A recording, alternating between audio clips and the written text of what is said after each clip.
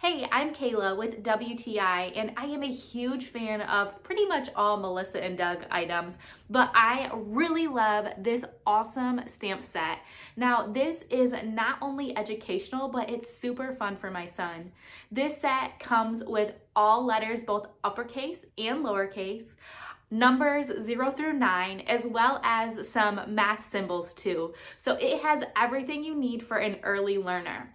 Now, I also like that it comes with its own stamp pad, which has 4 different colors. So my son personally likes to try to match up the colors on the outside of the stamp to the stamp pad when he uses these. It just makes it a little extra fun for him. I personally really appreciate when toys or activities have containers that come with them, so everything has its place and can be stored nicely. I just try to encourage my son to keep them in ABC order, and it really helps him to be able to find the letters when he's working on his activities too.